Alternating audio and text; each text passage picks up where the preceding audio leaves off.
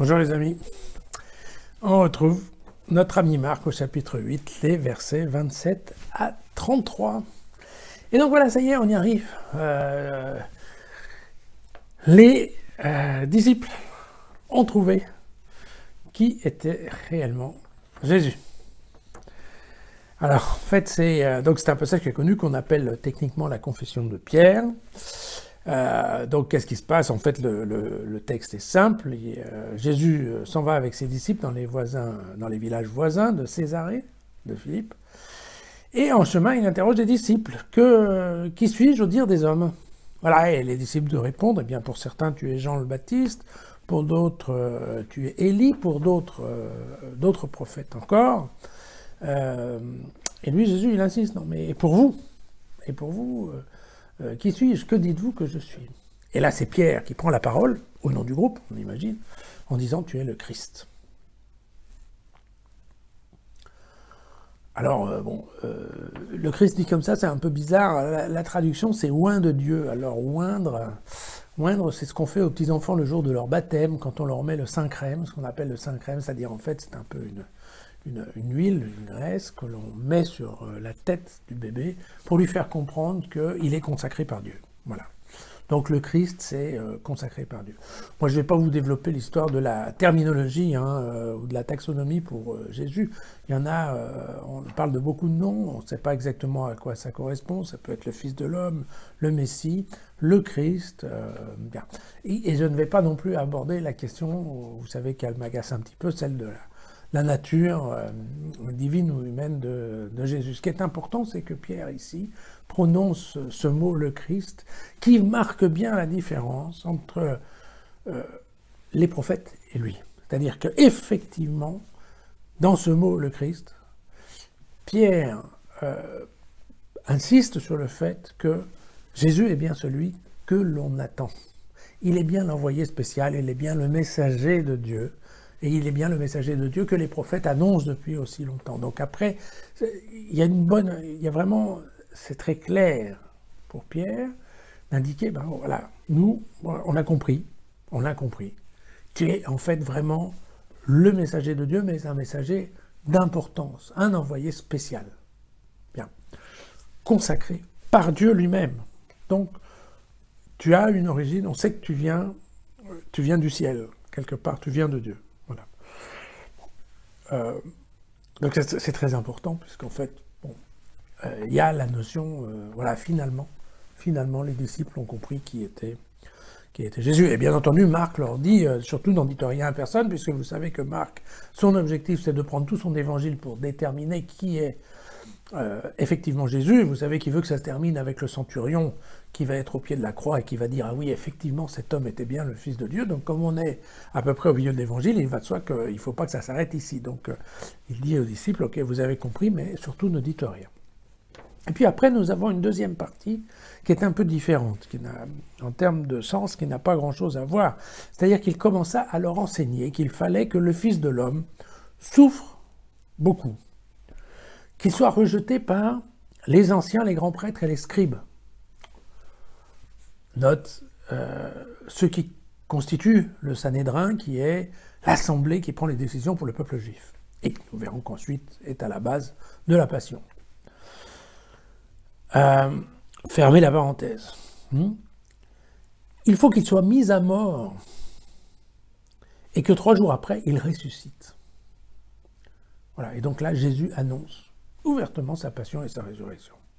Alors, il tenait ouvertement ce langage, et donc Pierre le prend par part et se mit à le réprimander.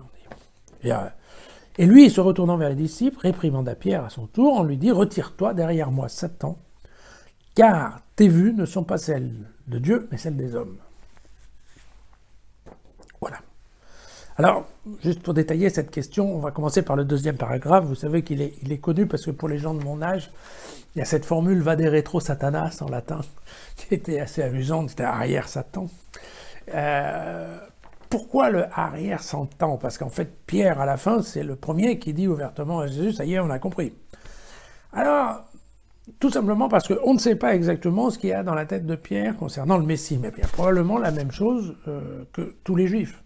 tous les Juifs attendaient un Messie qui soit plutôt un roi, qui soit un général, et un général en chef qui, première chose qu'il va faire, c'est de foutre dehors l'envahisseur, et redonner au royaume d'Israël, de Jérusalem, son autonomie et sa force. Donc, en fait, très simple, pour le dire très simplement, les Juifs attendent, si ce n'est un militaire, en tout cas un envoyé de Dieu qui ait des pouvoirs extraordinaires, comme ceux qu'on avait connus déjà dans le temps, avec l'ouverture de la mer Rouge, des choses comme ça, quoi. Donc, des pouvoirs extraordinaires pour redonner l'autonomie au royaume d'Israël. Et alors, dans la tête de Pierre, cet envoyé spécial, il doit avoir quelque chose en lui qui est exceptionnel. Donc si on commence à dire que l'envoyé spécial va être un pauvre berger ou un pauvre artisan qui va se faire rouer de coups, qui va être conspué, qui va être condamné, qui va être crucifié pour qu'ensuite il ressuscite, enfin ça ne va pas, quoi. Et là il y a un problème, là il y a une erreur de... il y a une erreur, on n'est pas une erreur de casting, on dirait. Dieu c'est Dieu, quoi. Donc l'envoyé de Dieu, c'est l'envoyé de Dieu. C'est quand même pas n'importe qui qu'on cloue comme ça donc ça ne va pas.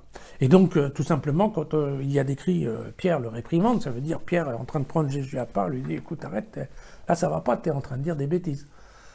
Ça peut pas être comme ça, c'est pas possible. Et Jésus réagit, pas du tout comme nous on l'aurait pensé. C'est-à-dire Jésus il réagit en se disant, mais parce qu'en fait, c'est ça, Pierre il est de bon sens, enfin il est de bonne volonté quand il dit, ben non, non, tu peux pas dire ça. Voilà. Et Jésus réagit, non, arrière Satan. Pourquoi? Parce que, en fait, Pierre est en train, quelque part, de dire à Jésus, mais écoute, un envoyé spécial comme toi, tu n'es quand même pas obligé de te farcir ce que tu nous décris, c'est-à-dire une passion, alors que, quand même, normalement, d'un claquement de doigts, tu dois passer à côté de tout ça. Il n'y a aucune raison que tu souffres pour devoir ressusciter pour là. Ça ne va pas. Et là, Jésus lui dit, non, tu es en train de faire exactement le job qu'a fait Satan avec moi à la sortie du baptême quand j'étais au désert, et qui me promettait monts et merveilles, si, en fait, je faisais ce qu'il voulait. Et donc, on est bien dans cette question de la tentation. Et donc, vous savez, après, dans un moment de détresse, Jésus dira à son Père, éloigne de moi cette coupe. Alors, c'est ça. Jésus prend l'intervention de Pierre comme étant une tentation du démon. Et donc, il dit, non, arrête, sors de là. Ce que tu es en train de penser, c'est un raisonnement d'homme, c'est pas le raisonnement de Dieu. Parce que le raisonnement de Dieu, c'est qu'il m'a envoyé sur terre pour faire une mission. Dans cette mission, il y a bien de prêcher la bonne nouvelle, mais il y a aussi de souffrir une passion, de mourir sur la croix, de façon à ressusciter et à montrer aux hommes qu'il y a en effet une vie dans le royaume de Dieu. Parce qu'en fait, c'est ça tout le plan de Jésus. Et donc, proposer à Jésus de passer à côté de ce programme-là, quelque part, ça ne va pas. C'est une trahison. Jésus est là pour faire ce qu'a dit son Père, pas pour faire autre chose. Donc voilà pour l'arrière Satan. Après, pour ce qui est de la première partie de cet évangile, c'est cette question. Pour vous qui suis-je est une question critique. Je crois que j'en parle autre part par rapport à la foi. C'est une question que tous les gens qui sont chrétiens comme moi doivent se poser en permanence. La question, elle est toujours la même. Notre réponse, elle peut changer. Il va de soi que à 15 ans, on ne répond pas la même chose qu'à 65. Et puis, au milieu, en fonction des rencontres qu'on va faire, en fonction de la vie qu'on va avoir, il est possible que notre réponse, elle soit assez différente. Et donc, c'est très important, au cours de notre vie, on se pose en permanence cette question, ok, pour vous qui suis-je? Et qu'on remette bien les choses dans un certain ordre et dans une certaine perspective, de façon à ce que nous, chrétiens, on soit quand même attentifs à une certaine direction de notre vie. Voilà. Et c'est vraiment une question que je dirais fondamentale. Après, il est évident qu'il n'y a pas que pour les chrétiens, puisque tous les gens, en fait, entre autres, je pense tous les gens qui sont en train de regarder Jésus facile, ils doivent se poser la même question. Mais ok, pour moi, qui est Jésus? Et ce que j'essaye de faire avec vous, c'est d'arriver à trouver, que chacun trouve la réponse personnelle à cette question. Voilà. C'est donc effectivement un évangile très important.